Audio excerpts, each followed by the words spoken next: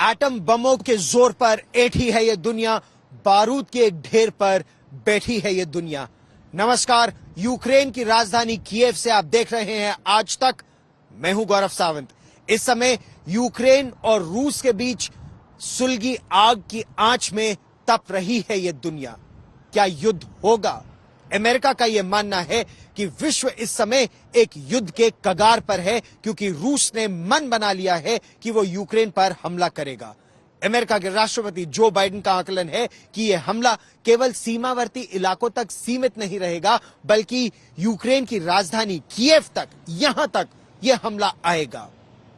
यह हमला होगा या नहीं, यह कहने की स्थिति में इस समय दुनिया का कोई देश नहीं है, लेकिन शांति का प्रयास भी चल रहा है। कूटनीति, राजनीति और बातचीत, क्या क्या चल रहा है दुनिया के अलग अलग हिस्सों में, हम आपको वो भी बताएंगे। लेकिन इस समय तनाव लगातार कितना बढ़ता जा रहा है रूस और यूक्रेन के बीच, और अगर यह आग सुलगती है तो इसका असर कहां कहां होगा, देखिए ये report.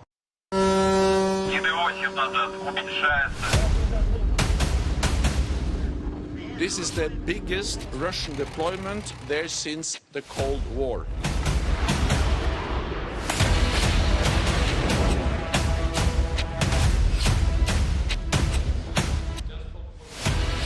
От человеку такого общенационального масштаба. He invades Ukraine. There will be severe consequences. Ukraine never ever becomes member of NATO. It is going to be a disaster for Russia. Why they need 100,000 troops on the border, which they say are not for invasion but are for exercising. С праздником! С днем воссоединения! We would provide the defensive capability to the Ukrainian. As it is not legally for Russia to go in Ukraine and just ask for some territory or some resources. ये लड़ाई रूस और Ukraine के बीच में नहीं है, ये लड़ाई रूस और अमेरिका के बीच में है।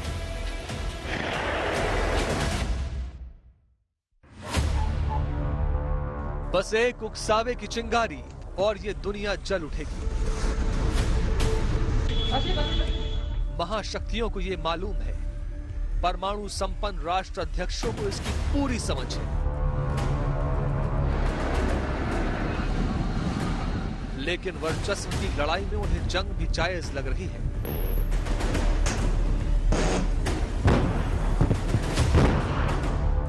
भले ही वो जंग विश्व को तबाही के तीसरे विश्व युद्ध में क्यों न धकेली।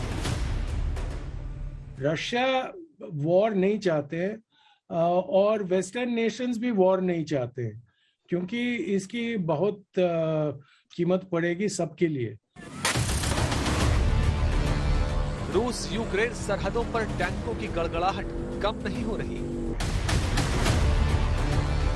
नेटो सदस्य देशों के तेवर ऐसे कि जंग अब शुरू तब शुरू।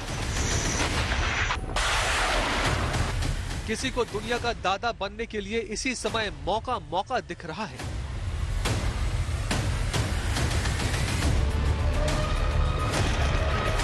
अतिक्रमण, अधिकार और अहंकार से उपजे हालात ने दुनिया को वर्चस्व की लड़ाई के दंगल में बदल दिया है।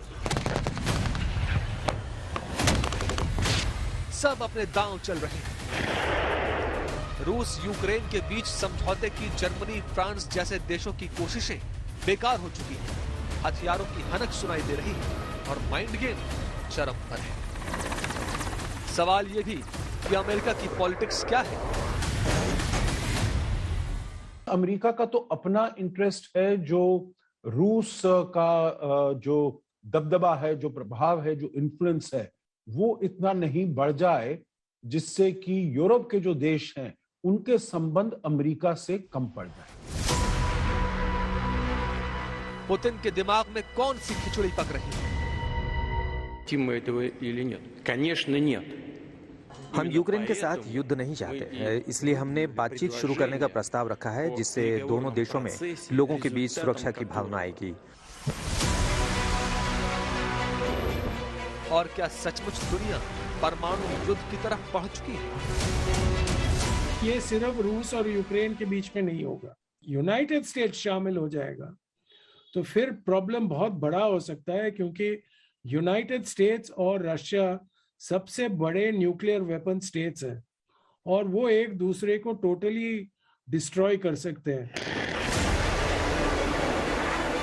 और क्या वाकई अब ये जंग ना टाली जाएगी? मैं समझता हूं कि लड़ाई से इस तरह के झमेले में कुछ भी रिजॉल्व नहीं हो सकता और इससे इतना डिस्ट्रक्शन होगा, इतना पैसा खर्च होगा, इतनी ज्यादा लोगों के ऊपर, सिविलियन जेंट्री के ऊपर असर होगा। 2014 में क्रीमिया पर कब्जे की पुतिन की जिद दुनिया देख चुकी है। उनका अंदाज हमेशा चौंकाता है। वो ग्लोबल मीटिंग्स के लिए परमाणु जहाजों का इस्तेमाल करते हैं, पनडुब्बियों में समंदर पर सवारी किया करते हैं। ये माना जाता है कि पुतिन ज्यादा सोच संकोच नहीं करते और यही वजह है कि उनके जंग से इनकार करने के बावजूद कोई ये मानने को तैयार नहीं कि वाकई जंग टल गई है। दुनिया इस समय लगभग दो फाड़ हो गई है। हालांकि भारत तटस्थ है, लेकिन अगर दुनिया के देशों की बात की जाए तो एक तरफ रूस और रूस के साथ विस्तारवादी चीन और दूसरी तरफ अमेरिका, यूक्रेन और नेटो के देश। हालांकि अमेरिका और नेटो के देश ये साफ कर चुके हैं कि वो अपने सैनिक यूक्रेन के बचाव के लिए नहीं भेजेंगे।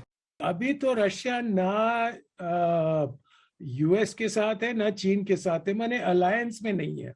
अगर रशिया और यूनाइटेड स्टेट्स में कोई एग्रीमेंट नहीं होता है यूक्रेन पे, तो सबसे बड़ा फायदा चीन को होगा।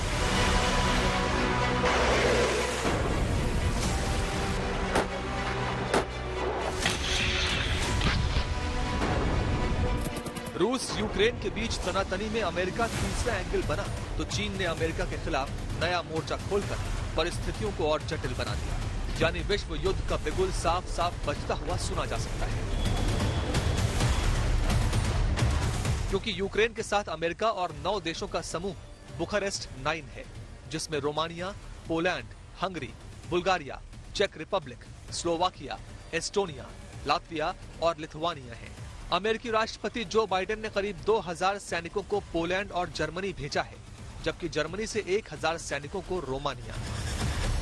अमेरिका है जो नहीं चाहता कि रूस की इन्फ्लुएंस यहां पर बढ़े इस इलाके में, क्योंकि वो चाहता है कि किसी ना किसी तरह से रूस के ऊपर हावी रहे, रूस के ऊपर प्रेशर रहे और रूस जो है वो अपने पुराने सिचुएशन में प्री 1989 प्री 1990 के हालात में ना जा पाए, जो कि जिसमें प्रेसिडेंट पुतिन के शायद ये ख्वाब होगा, ये ड्रीम होगा कि दोबारा सोवियत यूनियन को बना सकते हैं। तो ये खतरा जो है अमेरिका नहीं मोल लेना चाहता है।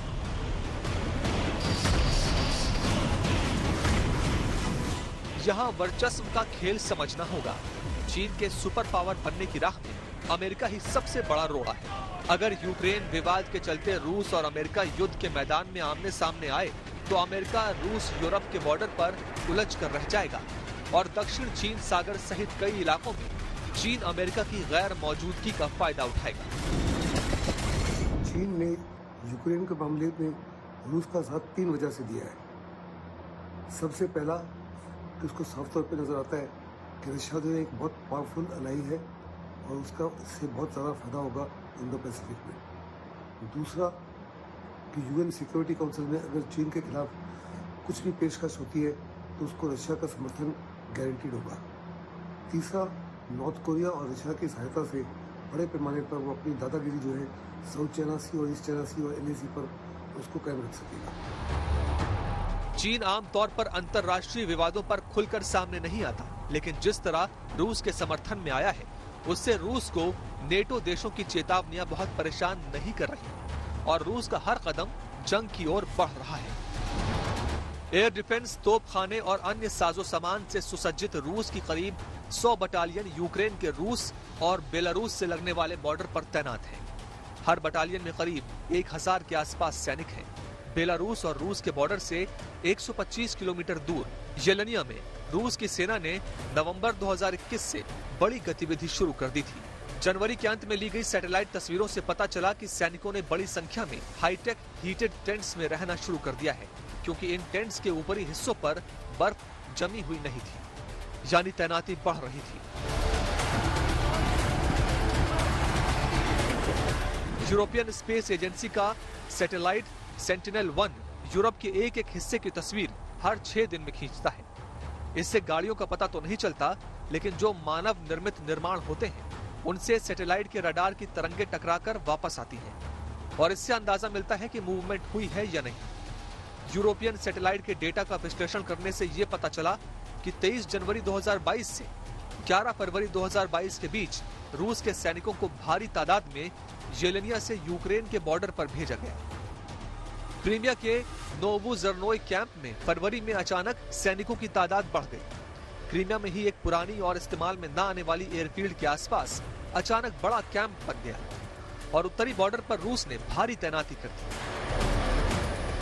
और देखते ही देखते उत्तर, दक्षिण और पूर्व 3 दिशाओं से रूस ने यूक्रेन पर शिकंजा कस लिया।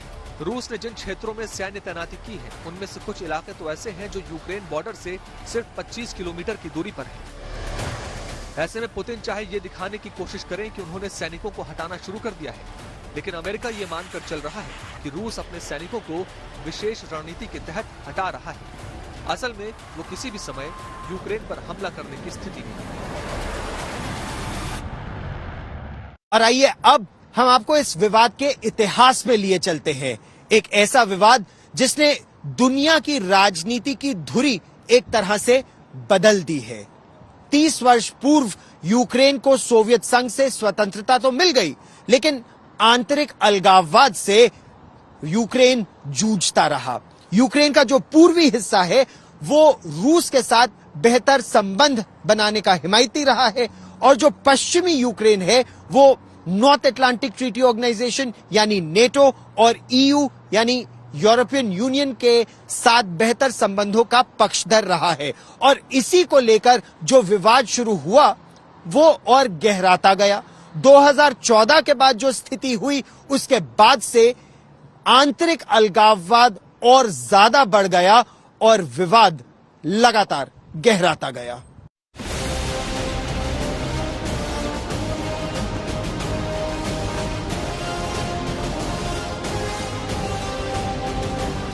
यूक्रेन के इतिहास की जड़ें तो बहुत पुरानी है, लेकिन उसके आधुनिक इतिहास का नाता है रूस से।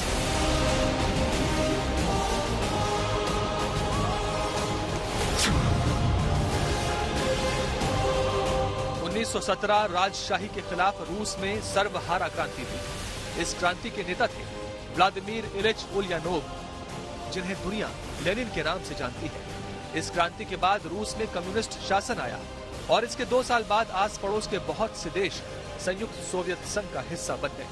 इन्हीं में शामिल था यूक्रेन।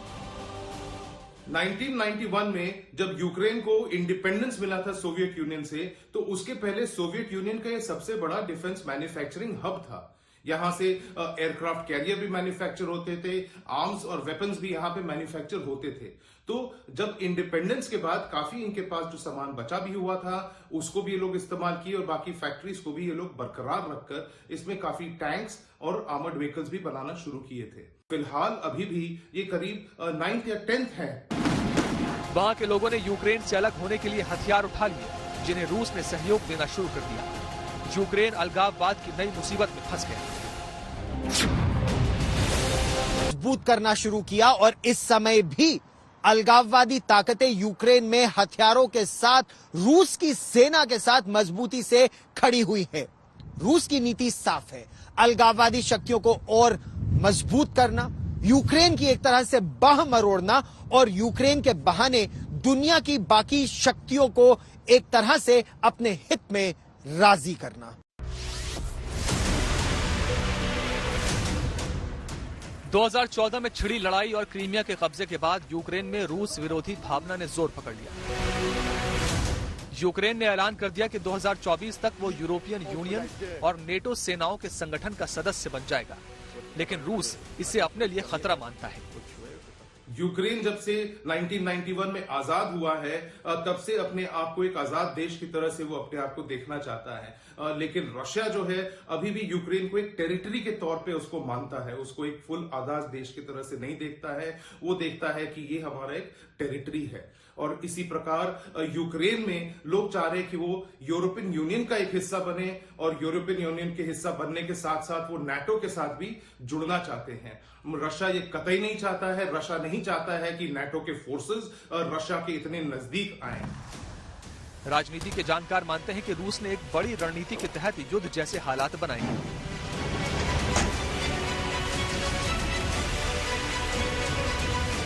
– 2020 के अमेरिकी राष्ट्रपति चुनाव में रूस के ऊपर दखल देने के आरोप लगे।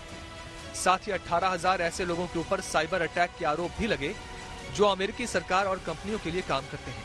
इसके बाद कई पश्चिमी देशों ने रूस पर कई तरह के सांकेतिक प्रतिबंध लगा दिए। रूस चाहता है कि उसके ऊपर लगे अंतर्राष्ट्रीय प्रतिबंध हटाए जाएं। वो नेटो या यूक्रेन की चेतावनी से नहीं रुकने वाला। We do not see any sign of de-escalation on the ground. No withdrawals of troops or equipment. This may of course change. However, what we see today is that Russia maintains a massive invasion force ready to attack, with high-end capabilities from Crimea to Belarus. Вот эти заявления, которые делает Столтенберг, NATO के general secretary के बयानों का हमने अभी पता नहीं लगाया और ना ही हमें उसमें कोई दिलचस्पी है। वो ऐसे व्यक्ति नहीं हैं जिनकी बातों को गंभीरता से लिया जाए। वो पहले से ही नाटो के नाकाम सेनापति हैं। इसलिए यदि हमारे पश्चिमी साथी इसके लिए तैयार हैं तो हम एक गंभीर वार्ता करेंगे। रूस की नीति है यूक्रेन की बाह मरोड़कर पश्चिमी देशों को बातचीत की राह पर लाना। रशिया के ऊपर काफी ऑलरेडी पॉलिटिकल और इकोनॉमिक सैंक्शंस हैं, और रशिया के साथ अगर कोई देश जुड़ना भी चाहता है तो उस पर भी पॉलिटिकल और इकोनॉमिक सैंक्शंस यूएस और नाटो लेड ट्रूप्स के और फोर्सेस से उस पर ऑलरेडी लगा हुआ है। इन पाबंदियों को थोड़ा हटाने के लिए ये क्राइसिस को इस्तेमाल करना चाहते हैं व्लादिमीर पुतिन और रशिया की। यूक्रेन क्राइसिस के साथ जब लोग नेगोशिएट करने के लिए आए तो ये सब थोड़े उनको कंसेशंस दिए जाएं, ताकि इन पर जो पॉलिटिकल और इकोनॉमिक सैंक्शंस इनके साथ कोऑपरेट करने के लिए जो लगे हुए हैं उनको भी थोड़ा कम किया जाए। वैश्विक राजनीति में आक्रामक रुख भी एक पैंतरा ही है, जिससे एक नहीं बल्कि कई देशों के हित जुड़े होते हैं, और बातचीत सही दिशा में बढ़े तो हित सद भी जाते हैं। यूक्रेन से है हमारी खास पेशकश में फिलहाल वक्त एक छोटे से ब्रेक का। ब्रेक के बाद हम आपको बताएंगे कि रूस और अमेरिका दोनों के कौन से हित हैं जो अब खुलकर विवाद के रूप में सामने आ रहे हैं। देखते रहिए आज तक। आज तक HD, सबसे तेज, सबसे ज्यादा, पावर्ड बाय ईबिक्स कैश। हर खुशी के लिए काफी है। दुनिया तो यही कह रही है कि अरे ये लोग पास हो रहे, रिपोर्ट कार्ड में क्या लिखोगे, बस पड़े रहे 2 साल घर पे। दुनिया ये नहीं जानती कि हम क्या लिखेंगे। पे कट्स हुए पर फिर भी मेरी फीस पूरी भरी गई। पापा को मेरी केमिस्ट्री की पढ़ाई कैसी चल रही है इसकी चिंता थी जब वो खुद ऑक्सीजन सिलेंडर से सांस ले रहे थे, और ये कोई टेक्स्ट बुक नहीं सिखा पाती। जब अपनों का साथ हो और लाइफ इंश्योरेंस का भरोसा, तो हर मुश्किल से बाउंस बैक मुमकिन है। HDFC लाइफ, सर उठा के जियो। सर घर तो बढ़िया है, 1 महीने का ब्रोकरेज लूंगा। घर मेरा, फर्नीचर मेरा, और 1 महीने का ब्रोकरेज आपका। ब्रोकरेज क्यों देना, nobroker.com है ना। एसिडिटी, हार्टबर्न और गैस को खत्म करे कम से कम समय में और पेट को रखे कूल लंबे समय तक। Proteins, eat happily, live happily. OLX autos ही देता है आपकी कार का बेस्ट प्राइस। क्या बात कर रहे हो? यही कि OLX ऑटोज ही देता है आपकी कार का बेस्ट प्राइस। ये प्राइस नहीं, सरप्राइज है। Visit olxautos.in।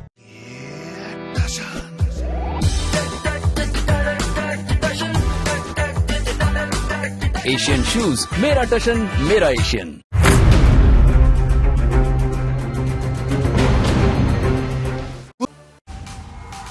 आज तक HD, सबसे तेज, सबसे ज्यादा, पावर्ड बाय ईबिक्स कैश। हर खुशी के लिए काफी है। Presented by Nutrela daily active, 41 पोषण तत्वों से बना न्यूट्रास्यूटिकल।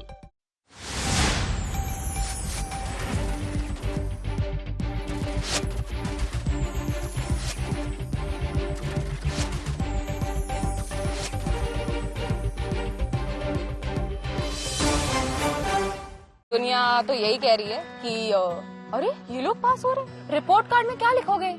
बस पड़े रहे 2 साल घर पे। दुनिया ये नहीं जानती कि हम क्या लिखेंगे। पे कट्स हुए पर फिर भी मेरी फीस पूरी भरी गई। पापा को मेरी केमिस्ट्री की पढ़ाई कैसी चल रही है इसकी चिंता थी जब वो खुद ऑक्सीजन सिलेंडर से सांस ले रहे थे, और ये कोई टेक्स्ट बुक नहीं सिखा पाती। जब अपनों का साथ हो और लाइफ इंश्योरेंस का भरोसा, तो हर मुश्किल से बाउंस बैक मुमकिन है। HDFC लाइफ, सर उठा के जियो।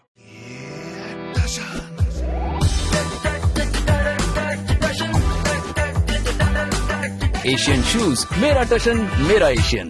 डरने वाले को कुछ नहीं मिलता, लड़ने वाले की प्रार्थना होती है स्वीकार। जेड ब्लैक 3-in-1 प्रीमियम अगरबत्ती, प्रार्थना होगी स्वीकार। Nisha natural henna based hair colour जिसमें है आंवला, शिकाकाई, हिबिस्कस और एलोवेरा। निशा बालों को दे natural looking colour, henna conditioning और जबरदस्त shine. Nisha natural henna based hair colour. Rupa Frontline briefs and drawers with imported rubber waistband, ये आराम का मामला है।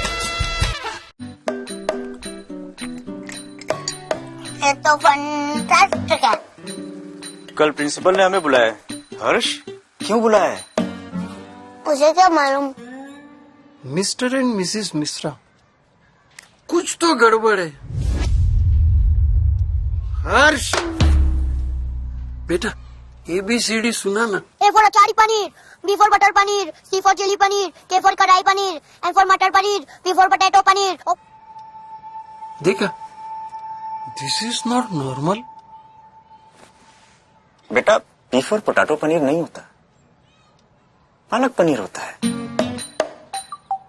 अब पूछिए इसे। सुहाना मसाले बनाए पनीर मजेदार। सुहाना, मजा आ गया। Presented by Akash Ganga Sand Making Machine, the ultra modern technology.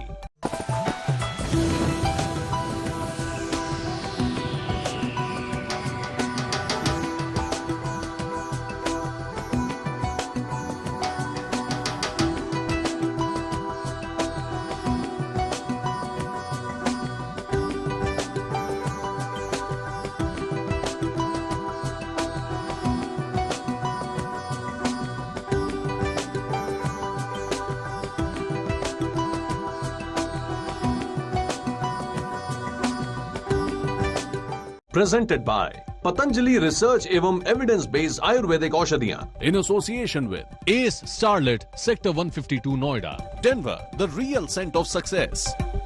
Ratanlal C Bafna jewellers, जहां विश्वास ही परंपरा है। Nutrela bone health 100% natural calcium supplement हड्डियों की मजबूती के लिए। भारत का पहला ISI प्रमाणित वॉल पुट्टी सकर्नी सोमो, दीवारों का specialist. Rehouse celebrating 25 years of success.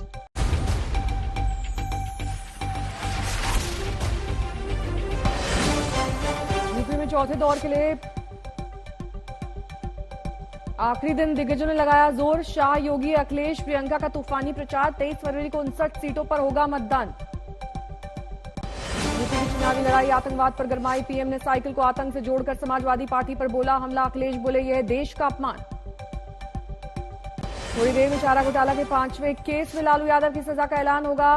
Doranda कोषागार निकासी केस में विशेष अदालत ने 15 फरवरी को दोषी करार दिया था। शिमोगा में बजरंग दल का कार्यकर्ता की हत्या के बाद तनाव, प्रदर्शन, आगजनी के बाद धारा 144 लागू। स्कूल कॉलेज बंद, जांच के लिए बनी स्पेशल टीम। कर्नाटक के गृह मंत्री ने कहा हिजाब विवाद से लिंक नहीं। और युद्ध टालने के लिए रूस से बातचीत को तैयार अमेरिकी राष्ट्रपति बाइडेन। यूक्रेन का भी युद्ध विराम का आह्वान, लेकिन तनाव बरकरार। भारत ने दूतावास स्टाफ को लौटने को कहा।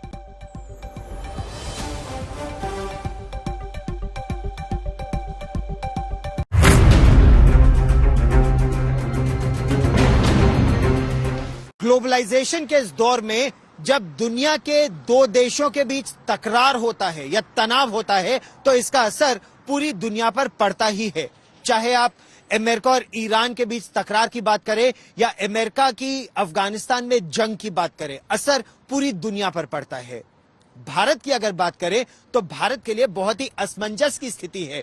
एक तरफ रूस भारत का पारंपरिक मित्र रहा है और दूसरी तरफ अमेरिका के साथ भारत की मित्रता लगातार मजबूत होती रही है। वहीं यूक्रेन और भारत के बीच संबंध भी बहुत घनिष्ठ रहे हैं।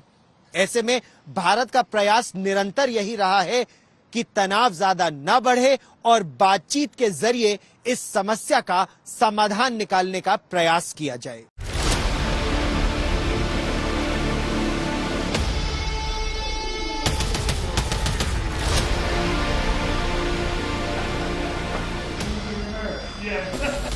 शीत युद्ध के दौरान जब दुनिया दो खेमों में बटी तो भारत ने गुटनिरपेक्षता का रास्ता चुना। न इधर न उधर, अपना रुख अलग। लेकिन उस दौरान भी रूस से दोस्ताना कायम रहा। अब एक तरफ भारत का ऑल वेदर फ्रेंड रूस है तो दूसरी तरफ अमेरिका जो यूक्रेन के साथ खड़ा है। ऐसे में सवाल ये कि भारत का रुख इस संकट की घड़ी में क्या होगा। भारत के ताल्लुकात बहुत ही उच्च दर्जे के हैं, रशिया के साथ भी और अमेरिका के साथ भी। दोनों के ही हम स्ट्रेटेजी लाए हैं। हिंदुस्तान ने जो अभी तक पॉलिसी अपनाई है वो बड़ी फर्स्ट क्लास है कि एक पॉलिसी ऑफ एम्बिवेलेंस है। हम इक्वल डिस्टेंस रख रहे हैं दोनों से और साफ तौर पे हिंदुस्तान कह रहा है कि इस मसले का जो हल है शांतिपूर्वक ढंग से बातचीत के माध्यम से होना चाहिए। और मुझे नहीं लगता आने वाले समय में रशिया के इंडिया के इस स्टैंड में किसी प्रकार का कोई भी बदलाव नहीं आएगा। उसके बावजूद कि अमेरिका बहुत बड़े पैमाने पर हिंदुस्तान को प्रेशराइज कर रहा है कि वो क्लियरली एक लाइन को अडॉप्ट करे। हिंदुस्तान की लाइन केवल यही होगी कि इसका समाधान जो है केवल और केवल शांतिपूर्वक बातचीत के माध्यम से ही होना चाहिए। भारत को अपने हितों के लिए अमेरिका और रूस दोनों की जरूरत है। चीन के साथ भड़के तनाव के दौरान अमेरिका, ऑस्ट्रेलिया, जापान और भारत ने मिलकर क्वाड संगठन बनाया और सामरिक सहयोग को आगे बढ़ाया। लेकिन इसी दौरान भारत ने रूस से S-400 मिसाइल डिफेंस सिस्टम भी खरीदा और चीन के खिलाफ अपनी ताकत को बढ़ाया। ऐसे हालात में भारत किसी भी एक देश पर दांव लगाने की रणनीति से बच रहा है। साथ ही कूटनीतिक कोशिश ये भी है कि दोनों बड़े सहयोगियों का टकराव टाला जाए। भारत तो डेफिनेटली वॉर नहीं चाहते। भारत इस टेंशन को कम करना चाहेंगे। और दूसरी बात, अगर रूस और अमेरिका के बीच कोई एग्रीमेंट हो जाए तो भारत के लिए ये बहुत फायदा होगा, क्योंकि फिर अमेरिका का नजर ठीक से चाइना पे पड़ेगा और अमेरिका का प्रेशर इंडो रशियन रिलेशंस पे बहुत कम हो जाएगा। रूस और नेटो के बीच बढ़ते तनाव में भारत के लिए किसी का भी पक्ष लेना मुश्किल है। लिहाजा हमेशा से शांति का पक्षधर रहने वाला भारत संतुलन बनाने की कोशिश में लगा है। कोई साइड लेने के पक्ष में इस तरह से ओपनली नहीं है, लेकिन भारत एक रोल अदा कर सकता है कि रूस और अमेरिका के बीच में एक किसी तरह की मीडिएशन में आ जाए, किसी तरह का एक मैसेंजर जिसको कहते हैं दोनों के बीच में, ताकि अगर उनके बीच की जो गहर परेशानियां हैं या जो मिसअंडरस्टैंडिंग्स हैं, क्या उसमें भारत को मदद कर सकता है। लेकिन साथ ओपनली साथ लेगा, इस बात पे मुझे डाउट है। तो अगर भारत इसमें कोई मदद कर सकता है तो वो जरूर करेगा। लेकिन यह है कि देखिए, लड़ाई कोई नहीं चाहता है और लड़ाई से कोई अंतिम समस्या भी हल नहीं होती है, क्योंकि वो हमेशा एक कॉन्फ्लिक्ट फ्रोजन रह जाएगा या एक साइड उसमें हमेशा परेशान रहती है। इसलिए डायलॉग के जरिए, डिप्लोमेसी के जरिए अगर कोई सोल्यूशन मिलता है तो वो एक सबसे अच्छी बात होगी और मैं समझता हूं भारत का उसमें योगदान होना जरूरी है। यूक्रेन के विवाद पर अमेरिका और रूस दो बड़ी महाशक्तियां आमने सामने हैं। 1945 में द्वितीय विश्व युद्ध के बाद भी दुनिया लगभग दो खेमे में बंट गई थी। एक खेमा था अमेरिका और पश्चिमी यूरोप के देशों का और दूसरा खेमा था सोवियत संघ और पूर्वी यूरोप के देशों का। 2022 में कुछ ऐसी ही स्थिति एक बार फिर बनती दिख रही है।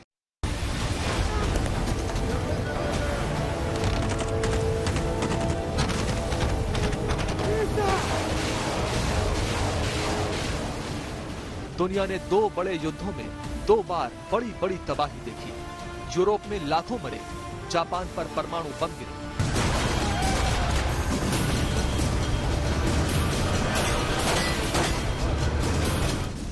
महाशक्ति बनने के रौब, रुतबे और जिद की आग में दुनिया जली। एक बार फिर यूक्रेन और रूस के विवाद में दुनिया के दरोगा कूद गए हैं तो सूख चुके पुराने जख्म एक बार फिर भरे हो रहे हैं। 1945 में दूसरा विश्व युद्ध तो शांत हो गया, लेकिन रूस अमेरिका के बीच बढ़ी तनातनी का नतीजा ही था कि कोरिया 2 टुकड़ों में बंट गया। अमेरिका और रूसी चीनी सैनिकों के बीच कई साल तक चली लड़ाई के बाद 1953 में नॉर्थ और साउथ कोरिया बना। विवाद आज तक कायम है। किम जोंग के हथियारों की होड़ दुनिया देख रही है। एशिया में रौब बढ़ाने के लिए 1960 के दशक की शुरुआत से पश्चिमी देश लगातार सैनिकों की तैनाती बढ़ाते गए। वियतनाम में ही 1,80,000 से अधिक अमेरिकी सैनिक तैनात हो गए थे। रूस चीन के प्रभाव वाले उत्तरी वियतनाम के इलाकों में अमेरिकी मौजूदगी के खिलाफ बगावत शुरू हुई और देखते देखते इसने वियतनाम युद्ध का रूप ले लिया। अगले कई साल तक वियतनाम दोनों गुटों की जंग का अखाड़ा बना रहा। एशिया में हमारा पड़ोसी मुल्क अफगानिस्तान अमेरिका और रूस के बीच छिड़ी वर्चस्व की जंग में बर्बाद हो गया। 1970 से चले आ रहे रूसी प्रभाव को घटाने के लिए अमेरिका ने 90 के दशक में तालिबान जैसे घातक संगठन को समर्थन दिया। जब वही तालिबान अमेरिका के लिए संकट बना तो अफगानिस्तान अमेरिकी बारूद से छलनी हो गया। युद्धों से अगर शांति होती तो अफगानिस्तान धरती का स्वर्ग होता। इसीलिए कहा गया था कि ऐसा कोई युद्ध नहीं जो अंतिम है। अंतिम युद्ध उनके लिए होता है जो उसमें जान गंवाते हैं। अनिश्चितता के बादल इस समय यूक्रेन के ऊपर मंडरा रहे हैं। खतरा दिन पर दिन बढ़ता जा रहा है। यूक्रेन से हमारी खास पेशकश में फिलहाल इतना ही। मुझे दीजिए इजाजत। देश और दुनिया की ताजा खबरों के लिए देखते रहिए आज तक।